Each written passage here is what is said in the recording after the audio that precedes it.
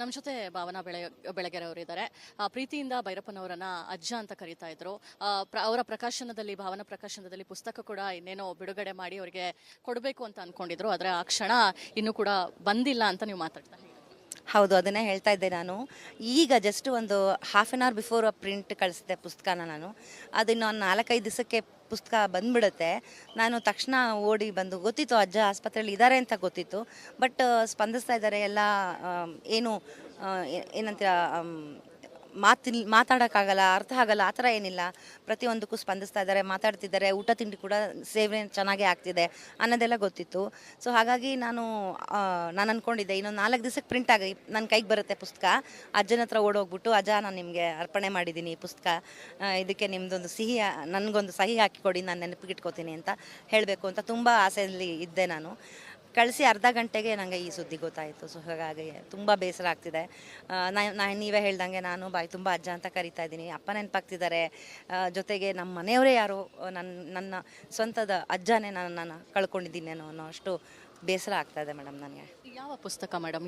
ಏನು ಕಂಟೆಂಟಲ್ಲಿ ಬರ್ತದೆ? ಇದು ನನ್ನ ತಂದೆಯ ಬರೆದಿದ್ದೆ ಬಾಟಮ್ ಐಟಮ್ ಸೀರೀಸ್ನ ಪ್ರಿಂಟ್ ಮಾಡ್ತಾ ಇದ್ವಿ ನಾವು. ಸೊ ಹಾಗಾಗಿ ಬಾಟಮ್ ಐಟಮ್ 10ರಲ್ಲಿ ಅಜ್ಜಂಗೆ ನಾನು ಅದನ್ನು ಡೆಡಿಕೇಟ್ ಮಾಡಿದ್ದೆ.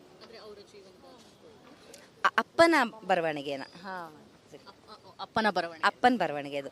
ನಾನೇ ಒಂದು ಪುಸ್ತಕ ಇವಾಗ ಹೊಸದಾಗಿ ಫಸ್ಟ್ ಮಾಡಿದ್ದೀನಿ, ಫಸ್ಟ್ ಪುಸ್ತಕ ಬರೆದಿದ್ದೀನಿ. ಅದು ನನ್ನ ತಂದೆಗೆ ಡೆಡಿಕೇಟ್ ಮಾಡಿದ್ದೀನಿ, ಯಾಕಂದರೆ ನನ್ನ ಮೊದಲನೆಯ ಪುಸ್ತಕ ಅದು, ಆಂಟಿ ನಿನ್ನೊಲುಮೆಯಿಂದಲೇ ಅಂತ. ಅದ್ರ ಜೊತೆಗೆ ಇದನ್ನು ಪ್ರಿಂಟ್ ಮಾಡಿದ್ನಲ್ಲ, ಇದನ್ನು ಅಜ್ಜಂಗೆ ಡೆಡಿಕೇಟ್ ಮಾಡಿದ್ದೆ. ಸೊ ಹಾಗಾಗಿ ಅದನ್ನು ತೊಗೊಂಬಂದು ಕೊಡೋಣ ಅಂತ ಅಂದ್ಕೊಂಡಿದ್ದೆ. ಅದು ಸಾಧ್ಯ. ಕ್ಷಣಕ್ಕೆ ಏನೆಲ್ಲ ನೆನಪಾಗ್ತಾ ಇದೆ ಅಂದರೆ ತಂದೆಯ ಒಡನಾಟ, ಜೊತೆಗೆ ನೀವು ಕೂಡ ಅವ್ರ ಜೊತೆ ಮಾತಾಡಿರುವಂತಹ ಕ್ಷಣ? ಹೌದು, ನಾನು ಅವ್ರ ಹತ್ರ 1-2 ಸತಿ ಅವ್ರನ್ನ ಭೇಟಿ ಮಾಡಿದ್ದೀನಿ. ಈಗ 1.5 ತಿಂಗಳದ ಹಿಂದೆ ಬಿಟ್ಟರೆ ನಾನು ತುಂಬ ಸಣ್ಣವಳು. ನಾನು ದಾಟು ಪುಸ್ತಕ ಫಸ್ಟು ಓದಿದ್ದು ಭೈರಪ್ಪನವ್ರದ್ದು. ಸೊ ಹಾಗಾಗಿ ಅಲ್ಲಿ ನನಗೆ ಅಪ್ಪ ಕೊಟ್ಟಿದ್ದು ನನಗೆ ಓದು ಈ ಪುಸ್ತಕನ ಅಂತ. ಸೊ ನನಗೆ ಹಾಗೆ ಅಜ್ಜ ಇಷ್ಟ ಆಗ್ತಾ ಹೋದರು. ಆವಾಗ SL ಭೈರಪ್ಪ ಅಂತಲೇ ಓದ್ತಾ ಇದ್ದೆ ನಾನು.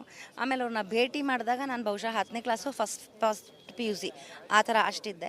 ಆವಾಗಿಂದ ಅದೊಂಥರ ಅಜ್ಜ ಅನ್ನೋ ಭಾವನೆ ಬಂದೇ ಬಿಡ್ತು ನನಗೆ. ಸೊ ನಾನು ಅವ್ರನ್ನ ಪ್ರತಿ ಸತಿ ಮಾತಾಡಿಸಿದಾಗಲೂ ಅಜ್ಜ ಅಂತಲೇ ಕರೀತಿದ್ದೆ. ಅವರು ನನ್ನನ್ನು ಆವಾಗೆಲ್ಲ ಜೋರು ಧ್ವನಿ ಅವ್ರದ್ದು. ಸೊ ಅವಾಗ ಅವರು ಮಗಳೇ ಬಾಮ್ಮ ಅಂತೆಲ್ಲ ಮಾತಾಡಿ ಆಶೀರ್ವಾದ ಮಾಡಿದ್ದುಂಟು. ನೀನೇನಾದ್ರು ಬರೆದಿದ್ರೆ ತೋರಿಸು ನನಗೆ, ಜರ್ನಲಿಸಮ್ ಮಾಡ್ತಿದ್ದೀನಿ ಅಂತಿದ್ಯಾ, ಸೈಕಾಲಜಿ ಓದಿದ್ದೀನಿ ಅಂತಿದ್ಯಾ, ನೀ ಏನಾರು ಬರೆದಿದ್ಯಾ ತೋರಿಸು ಅಂತೆಲ್ಲ ಹೇಳ್ತಿದ್ರು. ಅದಕ್ಕೆ ಆದಷ್ಟು ಬೇಗ ಬರೆದ್ಬಿಟ್ಟು ನಿಮಗೆ ತೋರಿಸ್ತೀನಿ ಅಜ್ಜ, ನಾನು ಇವಾಗವರೆಗೂ ಬರೆದಿಲ್ಲ ಅಂತ. 10ನೇ ಕ್ಲಾಸ್ ನಾನು, 10 ಫಸ್ಟ್ PUC. ಅವಾಗೇನು ಬರೀತಿರ್ಲಿಲ್ಲ ನಾನು, ಓದು ಅದನ್ನೇ ನಡೀತಿತ್ತು. ಸೊ ಹಂಗಾಗ್ತಿತ್ತು. ಅದನ್ನು ಹೇಳಿದ್ದೆ ಅಜ್ಜಂಗೆ, ನಾನು ಬರೆದಾಗ ನಿಮಗೆ ಖಂಡಿತ ನಾನು ನಿಮಗೆ ತೋರಿಸ್ತೀನಿ ಅಂತ. ಮತ್ತು ಅದು ಬಿಟ್ಟರೆ ಈಗ ಅಪ್ಪ ಮತ್ತು ಅವರು ತುಂಬ ಫೋನ್ ಕಾಲ್ಗಳಲ್ಲಿ, ಅವರು ಮೈಸೂರಲ್ಲಿ ಇರ್ತಾಯಿದ್ರು. ಆವಾಗ ಇವರು ಅಪ್ಪನ ಪ್ರತಿಯೊಂದು ಪುಸ್ತಕಕ್ಕೂ ನನಗಿದು ಇಷ್ಟ ಆಯಿತು ರವಿ, ಈ ಪ್ಯಾಟರ್ನ್ ನನಗೆ ತುಂಬ ಇಷ್ಟ ಆಯಿತು, ಇನ್ಸ್ಪೈರ್ ಆಯಿತು, ನಾನು ಇನ್ನೊಂದು ಪುಸ್ತಕ ಬರೆಯೋದಕ್ಕೆ ಇದು ನನಗೆ ಇನ್ನೊಂದು ಇನ್ಸ್ಪಿರೇಷನು ಅಂತ ಅಪ್ಪಂಗೆ ಅವ್ರು ಹೇಳಿದ್ದಾಗ, ಅಪ್ಪ ತುಂಬ ಅಂದರೆ ಅಂಥ ಹಿರಿಯರು ಯಾರೋ ಒಬ್ಬರು ಬರಹಗಾರರು ಅಪ್ಪ ಹಂಗೆ ಹೇಳಿದಾಗ ಅಪ್ಪ ಕೂಡ ಅದನ್ನು ಹಾಗೆ ಸ್ವೀಕರಿಸ್ತಿದ್ರು. ಯಾರು ಗೊತ್ತಾ ಮೆಚ್ಚುಗೆ ಕೊಟ್ಟರು ನನಗೆ, ನನ್ನ ಪುಸ್ತಕಕ್ಕೆ ಭೈರಪ್ಪನವ್ರು ಕೊಟ್ಟರು ನನಗೆ ಅನ್ನೋ ಥರ. ಸೊ ಅಂದರೆ ಅದು ಒಂದು ಪ್ರೈಸ್ ಥರ ಅಪ್ಪಂಗೆ. ಸೊ ಅಷ್ಟು ಪ್ರೌಡಾಗಿ ಹೇಳ್ಕೊಳ್ತಾ ಇದ್ರು ಕೂಡ. ಸೊ ಆ ಒಡನಾಟ ಫೋನ್ ಕಾಲ್ಗಳಲ್ಲಿರ್ತಿತ್ತು. ಮತ್ತು ಈ ಸಭೆ ಸಮಾರಂಭದಲ್ಲಿ ಗೆಸ್ಟ್ ಆಗಿ ಹಂಗೆ ಹಿಂಗೆ ಸಿಕ್ಕಾಗ ಒಟ್ಟಿಗೆ ಸ್ಟೇಜ್ ಶೇರ್ಗಳು ಮಾಡ್ತಿದ್ರು. ಸೊ ಹೀಗಿತ್ತು. ಬಟ್ ಫೋನ್ ಕಾಲ್ ಸತತವಾಗಿ ನಿರಂತರವಾಗಿ ನಡೀತಾ ಇತ್ತು. ಅಂದರೆ ಅವರಿಗೆ ಇತ್ತೀಚೆಗೆ ನೆನಪಿನ ಶಕ್ತಿ ಒಂದು ಸ್ವಲ್ಪ ಕಮ್ಮಿ ಆಗಿತ್ತು. ಅಂದರೆ ವಯಸ್ಸಿಗೋಸ್ಕರ 95 ವರ್ಷ ವಯಸ್ಸು ಕಡಿಮೆ ಅಲ್ಲ. ಸೊ ನೆನಪಿನ ಶಕ್ತಿ ಅದೊಂಚೂರು ಹಾಗೇನೆ ಅಲ್ವಾ, ಕ್ರಮೇಣ ಕಡಿಮೆ ಆಗ್ತಾ ಹೋಗುತ್ತೆ. ಸೊ ಆಲ್ಝೈಮರ್ಸ್ ಅಂತ ಒಂದು ಆಗಿತ್ತು ಅವ್ರಿಗೆ, ಮರ್ತು ಹೋಗ್ಬಿಡೋರು. ಬಟ್ ತುಂಬ ಸ್ವಲ್ಪ ಕಿವಿ ಕಡಿಮೆ, ಕೇಳಿಸೋದು ಕಡಿಮೆ ಆಗಿತ್ತು. ಜೋರಾಗಿ ಗಟ್ಟಿಯಾಗಿ ವಿಷಯ ಹೇಳಿದ್ರೆ ಅರ್ಥ ಮಾಡ್ಕೊಂಡು ಸ್ಪಂದಿಸೋರು. ಸೊ ತೀರಾ ಹಾಗೆ ನೆನಪೇ ಆಗಲ್ಲ, ತಾವ್ಯಾರು ಅನ್ನೋದು ಗೊತ್ತಿಲ್ಲ, ಅದೆಲ್ಲ ಇಲ್ಲ. ಅವ್ರು ಯಾರು ಅನ್ನೋದು ಚೆನ್ನಾಗಿ ಗೊತ್ತಿತ್ತು. ತುಂಬ ದಿನ ನೋಡೋರು ಮುಖನ ಅವರು ನೆನಪಲ್ಲಿ ಇಟ್ಕೊಂಡಿರೋರು, ಕೆಲವು ಸತಿ ಮರೆತು ಬಿಡೋರು. ಸೊ ಹಿಂಗಿತ್ತು. ಸಾಹಿತಿಗಳು ಸಾಯೋದಿಲ್ಲ, ಅವರ ಕಾದಂಬರಿಗಳ ಸಾಹಿತ್ಯದಲ್ಲಿ ಜೀವಂತ ಇರ್ತಾರೆ ಅಂತ. ಖಂಡಿತ ಇರ್ತಾರೆ ಮೇಡಮ್ ಅವರು. ಅದಕ್ಕೆ ಹೇಳೋದು, ಇಂಥ ದಿಗ್ಗಜ ಬರಹಗಾರರು ನಶಿಸಿ ಹೋಗೋಕ್ಕೆ ಸಾಧ್ಯನೇ ಇಲ್ಲ. ಸೊ ಅವರ ಬರಹದಲ್ಲಿ ನಮಗೆ ಜೀವಂತವಾಗಿ ಇದ್ದೇ ಇರ್ತಾರೆ. ಸೊ ಅದೊಂದು ನಮ್ಮ ಪುಣ್ಯ. ನಾವು ಅವ್ರನ್ನ ಶಾಶ್ವತವಾಗಿ ಕಳ್ಕೊಳ್ಳೋಕೆ ಸಾಧ್ಯನೇ ಇಲ್ಲ. ಅವರ ಬರಹ ನಮಗೆ ಅವ್ರನ್ನ ಜೀವಂತವಾಗಿ ಇಟ್ಟಿರಿಸುತ್ತೆ. Thank you. ಇವಿಷ್ಟು ಭಾವನಾ ಬೆಳಗೆರೆ ಅವರ ಮಾತು. ಅಂದ್ರೆ ಪ್ರೀತಿಯಿಂದ ಅಜ್ಜ ಅಂತ ಕರೀತಾ ಇದ್ದೆ. ಇನ್ನೇನೋ ಪ್ರಿಂಟ್ ಕೂಡ ಬುಕ್ ಕೂಡ ಪ್ರಿಂಟ್ ಆಗ್ತಾ ಇತ್ತು. ಅವ್ರ ಕೈಯಲ್ಲಿ ಒಂದು ಸಹಿಯನ್ನು ಹಾಕ್ಸ್ಕೊಳ್ಬೇಕು ಅನ್ನೋ ಒಂದು ಆಸೆ ಇತ್ತು. ಆ ಆಸೆ, ಕೊನೆಯ ಆಸೆ ನಂದು ಈಡೇರಲಿಲ್ಲ ಅನ್ನೋ ಒಂದು ವಿಚಾರವನ್ನು ಕೂಡ ಅವರು ಹೇಳಿರುವಂಥದ್ದು. ಜೊತೆಗೆ ಸಾಹಿತಿಗಳಿಗೆ ಸಾವಿಲ್ಲ, ಬರಹದಲ್ಲಿ ಯಾವಾಗಲೂ ಕೂಡ ಜೀವಂತವಾಗಿರ್ತಾರೆ ಅಂತ ಹೇಳಿ ಅವರು ಹೇಳಿರುವಂಥದ್ದು. ಕ್ಯಾಮ್ರಾ ಪರ್ಸನ್ ಕೃಷ್ಣ ಜೊತೆ ದೀಪ್ತಿ ತೋಳ್ಪಡಿ, ರಿಪಬ್ಲಿಕ್ ಕನ್ನಡ, ಬೆಂಗಳೂರು. ನಮ್ಮ ಜೊತೆ ಭಾವನಾ ಬೆಳಗೆರೆ ಅವರು ಇದ್ದಾರೆ. ಪ್ರೀತಿಯಿಂದ ಭೈರಪ್ಪನವರನ್ನ ಅಜ್ಜ ಅಂತ ಕರೀತಾ ಇದ್ರು. ಅವರ ಪ್ರಕಾಶನದಲ್ಲಿ, ಭಾವನಾ ಪ್ರಕಾಶನದಲ್ಲಿ ಪುಸ್ತಕ ಕೂಡ ಇನ್ನೇನೋ ಬಿಡುಗಡೆ ಮಾಡಿ ಅವರಿಗೆ ಕೊಡಬೇಕು ಅಂತ ಅನ್ಕೊಂಡಿದ್ರು. ಆದರೆ ಆ ಕ್ಷಣ ಇನ್ನೂ ಕೂಡ ಬಂದಿಲ್ಲ ಅಂತ ನೀವು ಮಾತಾಡ್ತಾ ಇದ್ದೀರಿ. ಹೌದು, ಅದನ್ನೇ ಹೇಳ್ತಾ ಇದ್ದೆ ನಾನು. ಈಗ ಜಸ್ಟ್ ಒಂದು half an hour before print ಕಳಿಸಿದೆ ಪುಸ್ತಕನ ನಾನು. ಅದು ಇನ್ನೊಂದು 4-5 ದಿವಸಕ್ಕೆ ಪುಸ್ತಕ ಬಂದ್ಬಿಡುತ್ತೆ. ನಾನು ತಕ್ಷಣ ಓಡಿ ಬಂದು, ಗೊತ್ತಿತ್ತು ಅಜ್ಜ ಆಸ್ಪತ್ರೆಯಲ್ಲಿ ಇದ್ದಾರೆ ಅಂತ ಗೊತ್ತಿತ್ತು, ಬಟ್ ಸ್ಪಂದಿಸ್ತಾ ಇದ್ದಾರೆ ಎಲ್ಲ. ಏನು ಏನಂತೀರ, ಮಾತಾಡೋಕ್ಕಾಗಲ್ಲ, ಅರ್ಥ ಆಗಲ್ಲ, ಆ ಥರ ಏನಿಲ್ಲ. ಪ್ರತಿಯೊಂದಕ್ಕೂ ಸ್ಪಂದಿಸ್ತಾ ಇದ್ದಾರೆ, ಮಾತಾಡ್ತಿದ್ದಾರೆ, ಊಟ ತಿಂಡಿ ಕೂಡ ಸೇವನೆ ಚೆನ್ನಾಗೇ ಆಗ್ತಿದೆ ಅನ್ನೋದೆಲ್ಲ ಗೊತ್ತಿತ್ತು. ಸೊ ಹಾಗಾಗಿ ನಾನು ಅಂದ್ಕೊಂಡಿದ್ದೆ ಇನ್ನೊಂದು 4 ದಿವಸಕ್ಕೆ ಪ್ರಿಂಟ್ ಆಗಿ ನನ್ನ ಕೈಗೆ ಬರುತ್ತೆ ಪುಸ್ತಕ. ಅಜ್ಜನ ಹತ್ರ ಓಡೋಗ್ಬಿಟ್ಟು, ಅಜ್ಜ ನಾನು ನಿಮಗೆ ಅರ್ಪಣೆ ಮಾಡಿದ್ದೀನಿ ಈ ಪುಸ್ತಕ, ಇದಕ್ಕೆ ನಿಮ್ಮದೊಂದು ನನಗೊಂದು ಸಹಿ ಹಾಕಿಕೊಡಿ, ನಾನು ನೆನಪಿಗಿಟ್ಕೋತೀನಿ ಅಂತ ಹೇಳಬೇಕು ಅಂತ ತುಂಬ ಆಸೆಯಲ್ಲಿ ಇದ್ದೆ ನಾನು. ಕಳಿಸಿ ಅರ್ಧ ಗಂಟೆಗೆ ನನಗೆ ಈ ಸುದ್ದಿ ಗೊತ್ತಾಯಿತು. ಸೊ ಹಾಗಾಗಿ ತುಂಬ ಬೇಸರ ಆಗ್ತಿದೆ. ನೀವೇ ಹೇಳ್ದಂಗೆ ನಾನು ಬಾಯಿ ತುಂಬ ಅಜ್ಜ ಅಂತ ಕರಿತಾ ಇದ್ದೀನಿ. ಅಪ್ಪ ನೆನಪಾಗ್ತಿದ್ದಾರೆ, ಜೊತೆಗೆ ನಮ್ಮ ಮನೆಯವರೇ ಯಾರೋ ನನ್ನ ಸ್ವಂತದ ಅಜ್ಜನೇ ನಾನು ಕಳ್ಕೊಂಡಿದ್ದೀನಿ ಅನ್ನೋ ಅಷ್ಟು ಬೇಸರ ಆಗ್ತಾ ಇದೆ ಮೇಡಮ್ ನನಗೆ. ಯಾವ ಪುಸ್ತಕ ಮೇಡಮ್? ಏನು ಕಂಟೆಂಟಲ್ಲಿ ಬರ್ತದೆ? ಇದು ನನ್ನ ತಂದೆಯ ಬರೆದಿದ್ದೆ ಬಾಟಮ್ ಐಟಮ್ ಸೀರೀಸ್ನ ಪ್ರಿಂಟ್ ಮಾಡ್ತಾ ಇದ್ವಿ ನಾವು. ಸೊ ಹಾಗಾಗಿ ಬಾಟಮ್ ಐಟಮ್ 10ರಲ್ಲಿ ಅಜ್ಜಂಗೆ ನಾನು ಅದನ್ನು ಡೆಡಿಕೇಟ್ ಮಾಡಿದ್ದೆ. ಅಪ್ಪನ ಬರವಣಿಗೆನ. ಅಪ್ಪನ ಬರವಣಿಗೆ ಅದು. ನಾನೇ ಒಂದು ಪುಸ್ತಕ ಇವಾಗ ಹೊಸದಾಗಿ ಫಸ್ಟ್ ಮಾಡಿದ್ದೀನಿ, ಫಸ್ಟ್ ಪುಸ್ತಕ ಬರೆದಿದ್ದೀನಿ. ಅದು ನನ್ನ ತಂದೆಗೆ ಡೆಡಿಕೇಟ್ ಮಾಡಿದ್ದೀನಿ, ಯಾಕಂದರೆ ನನ್ನ ಮೊದಲನೆಯ ಪುಸ್ತಕ ಅದು, ಆಂಟಿ ನಿನ್ನೊಲುಮೆಯಿಂದಲೇ ಅಂತ. ಅದ್ರ ಜೊತೆಗೆ ಇದನ್ನು ಪ್ರಿಂಟ್ ಮಾಡಿದ್ನಲ್ಲ, ಇದನ್ನು ಅಜ್ಜಂಗೆ ಡೆಡಿಕೇಟ್ ಮಾಡಿದ್ದೆ.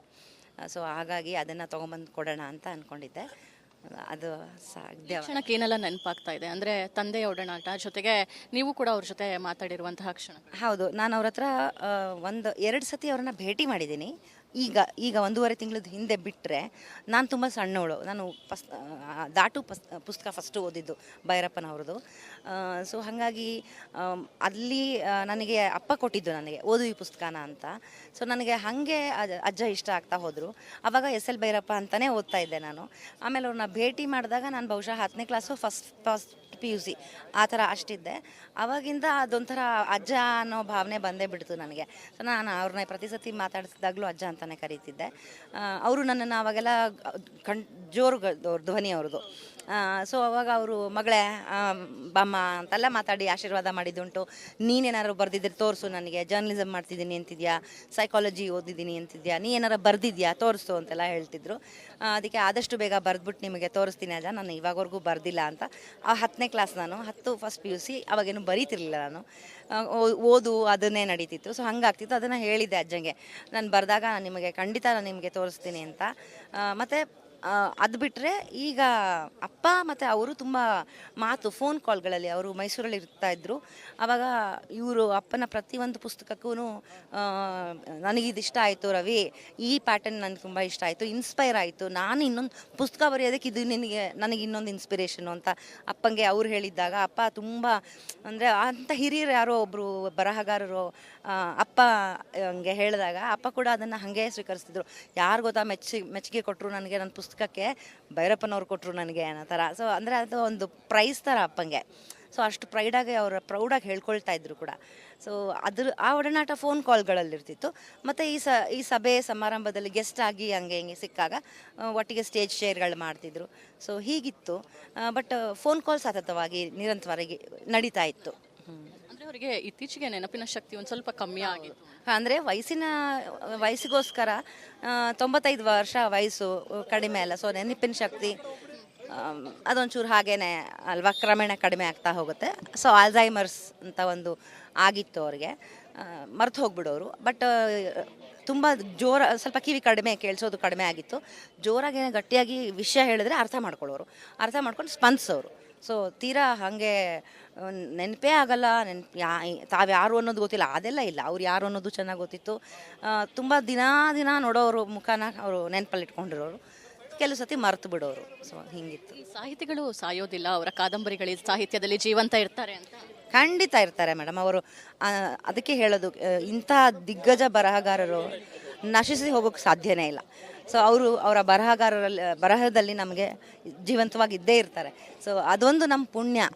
ನಾವು ಅವ್ರನ್ನ ಶಾಶ್ವತವಾಗಿ ಕಳ್ಕೊಳ್ಳೋಕೆ ಸಾಧ್ಯನೇ ಇಲ್ಲ. ಅವರ ಬರಹ ನಮಗೆ ಅವ್ರನ್ನ ಜೀವಂತವಾಗಿ ಇಟ್ಟಿರಿಸುತ್ತೆ. Thank you. ಇವಿಷ್ಟು ಭಾವನಾ ಬೆಳಗೆರೆ ಅವರ ಮಾತು. ಅಂದರೆ ಪ್ರೀತಿಯಿಂದ ಅಜ್ಜ ಅಂತ ಕರೀತಾ ಇದ್ದೆ.